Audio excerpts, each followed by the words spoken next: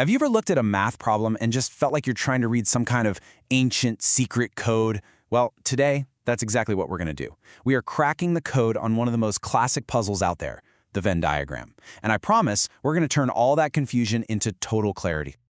Okay, let's just dive right into our challenge for today. So, a survey was done on 100 movie buffs, but the data, it is a total jumble. Our mission, if we choose to accept it, is to figure out a really specific number. Out of these 100 people, how many of them watch exactly one kind of movie? So, here's what we're working with.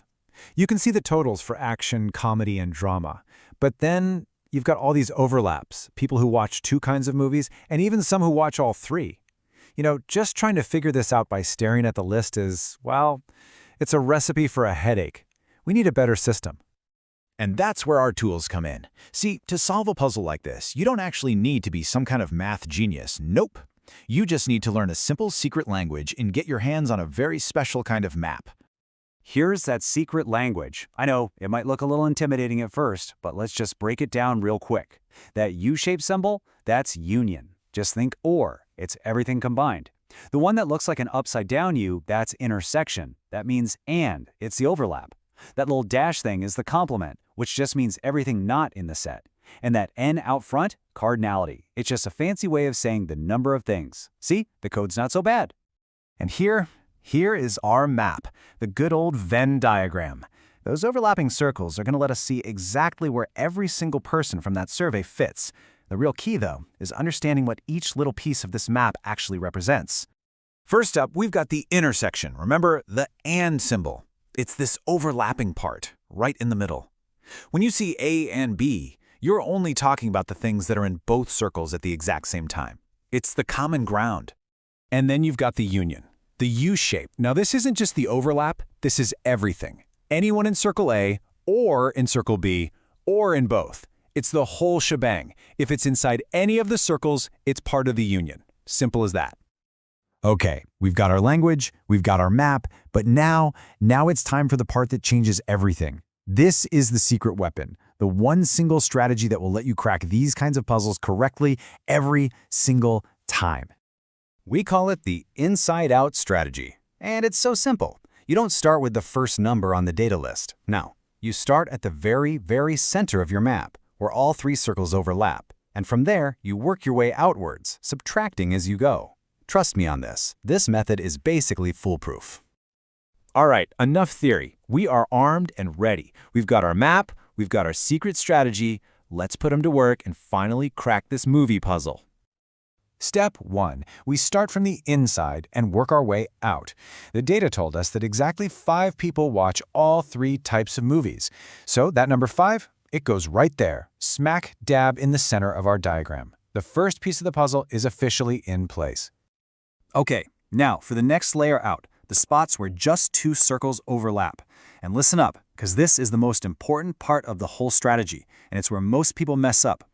The data says 12 people watch action and comedy.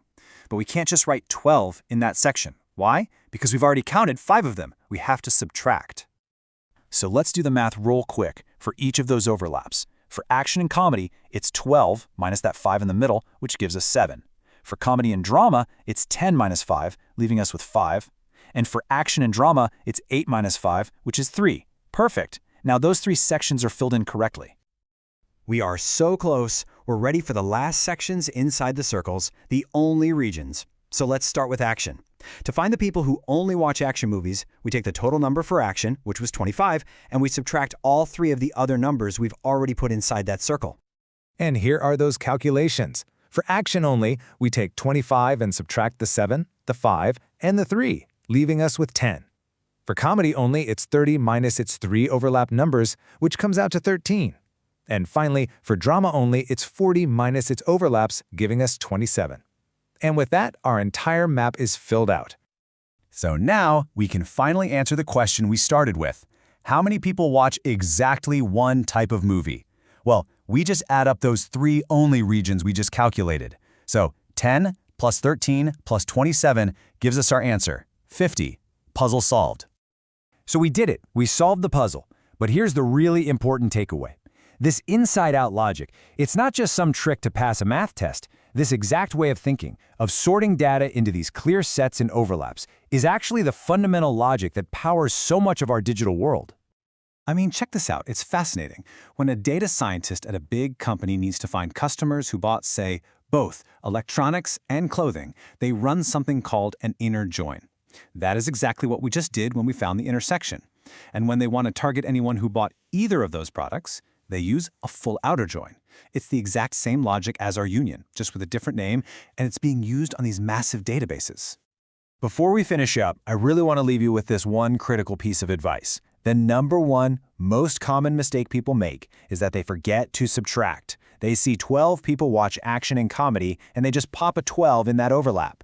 If you just remember the inside-out rule, you will never, ever fall into that trap.